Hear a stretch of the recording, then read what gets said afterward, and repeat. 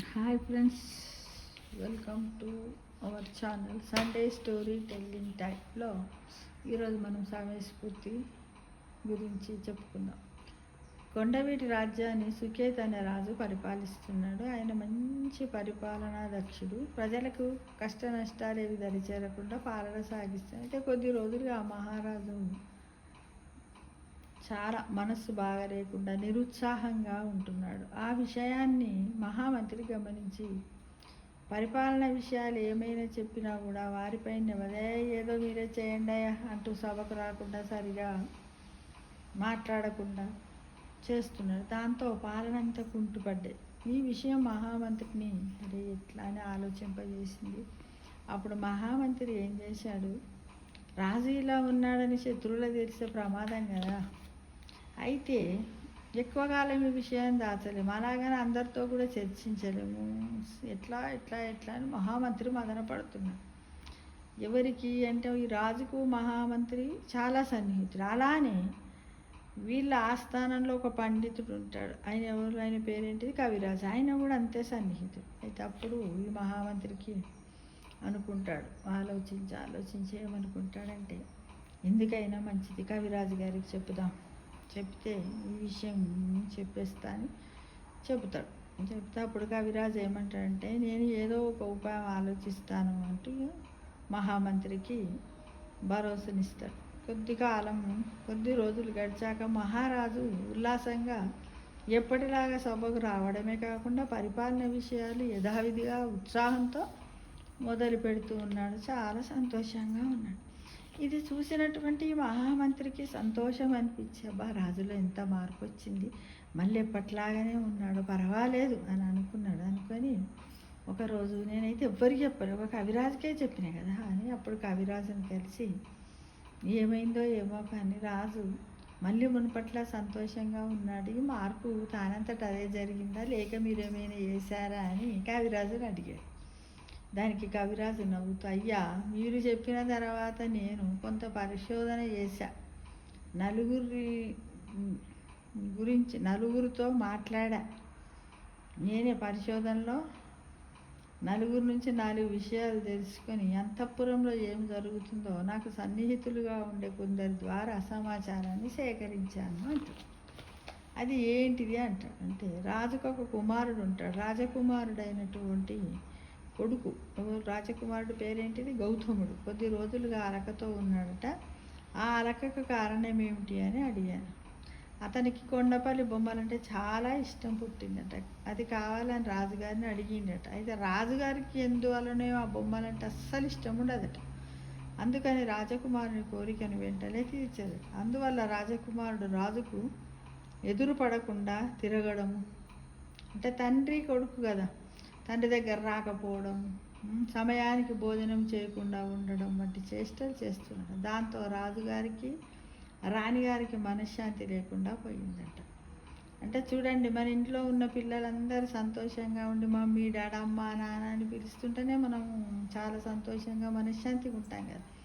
అలా ఉన్నొక్క కొడుకు అలా చేసేసరికి రాణికి తృప్తి లేదు, రాజుకు తృప్తి లేదు, మనశ్శాంతి కూడా లేకుండా పోయింది. ఈ విషయం తెలిసిన నేను వెంటనే కొండపల్లి బొమ్మలను తెప్పించాను. వాటిని చూసిన గౌతముడు సంతోషంతో తన అలకమాని తల్లిదండ్రులతో మునుపట్లా ఉండడం మొదలుపెట్టాడు. దాంతో రాజుగారు కూడా యథావిధిగా తన కార్యక్రమాల్లో పాల్గొంటున్నారు అని వివరించాడు. ఎవరికి చెప్పారు? కవిరాజు మహామంత్రితో చెప్పాడు. మంచి పని చేశారు, రాజుగారికి మనశ్శాంతి కలిగించి రాజ్యాన్ని కాపాడారు అన్నాడు మంత్రి. రాజోద్యోగిగా అది నా కర్తవ్యము అని వినయంగా సమాధానం ఇచ్చాడు కవిరాజు. అయితే నాకు ఒక సందేహం అని ఎవరంటున్నారు? మంత్రి అంటారు. రాజుగారికి ఆ బొమ్మలపై ఇష్టం లేదు కదా, అయిష్టతతో ఉన్నారని అన్నావు కదా, మరి నీ బొమ్మలు తెప్పిస్తే నీ మీద ఆగ్రహం వ్యక్తం చేయలేదా, మరి కోపం రాలేదా అని అడిగాడు మహామంత్రి సందేహంగా. వాటిని తెప్పించింది నేనే అయినా ఆ విషయం బయటకు చెప్పలేదు. గౌతముడి స్నేహితుడికి ఆ బొమ్మలు ఇచ్చి వాటిని యువరాజుకు చెరవేయమని చెప్పాను.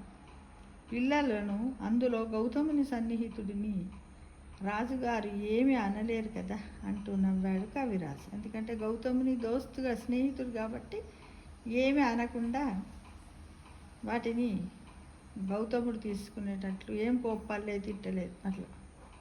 అంటే నీ సమయస్ఫూర్తితో రాజ్యానికి మేలు చేశావు కవిరాజా అని అభినందించాడు మహామంత్రి. ఎవరు అభినందించాడు? మహామంత్రి కవిరాజును అభినందించి రాజుకున్నటువంటి మనశ్శాంతిని తొలగించారు. ఎవరు? మహామంత్రి, ఆస్థాన పండితుడు, కవిరాజు ఇద్దరు కలిసి రాజు యొక్క మనస్సుకు మళ్ళీ ఎప్పటిలాగా శాంతిని చేకూర్చారు. ఫ్రెండ్స్, అయితే చూడండి, మనము కూడా ఇలా ఒకలో ఇద్దరు సన్నిహితులతోటి మనము కలిసి ఉండడానికి ప్రయత్నం చేయాలి. జీవితకాలంలో సొసైటీలో మనకేమైనా బాధలు వచ్చినప్పుడు మనకు కూడా ఇలాంటి సన్నిహితులు ఉన్నట్టయితే ఏదో ఒకటి చెప్తారు. మనకి ఏదైనా ప్రాబ్లం వచ్చి మనశ్శాంతి లేనప్పుడు మనము తీర్పు చెప్పుకోలేము. ఎంతో ఆందోళనతో ఉంటాం. అదే ఆందోళన కొనసాగినట్టయితే మన హెల్త్ ఇష్యూస్ కూడా వస్తాయి కదా. మనము ఏం చేస్తున్నామో మనకు తెలియదు. అంత నెగటివ్ థింగ్స్ తోటి మన మనస్సంతా నిండిపోయి మనం చాలా బాధపడుతూ ఉంటాం ఫ్రెండ్స్. కాబట్టి కనీసం మనం ఏం చేయాలి?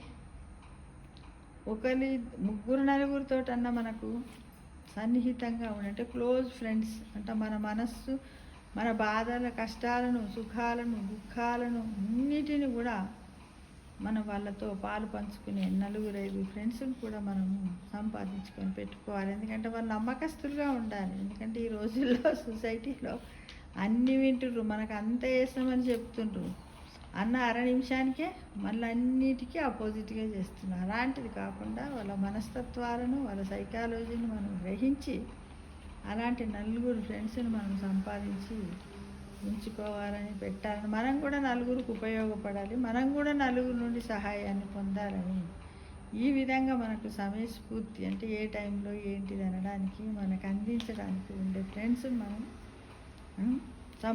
అంటే చూడండి, ఒక మంచి స్నేహితుడిని సంపాదించుకోవడం చాలా విలువైంది. అది ఎంత అంటే అసలు ఒక మంచి పుస్తకంతో సమానం అంటారు కదా. పాత చొక్కా అయినా ఉండాలి, ఒక కొత్త పుస్తకం కొనుక్కొని ఎలా అన్నారు.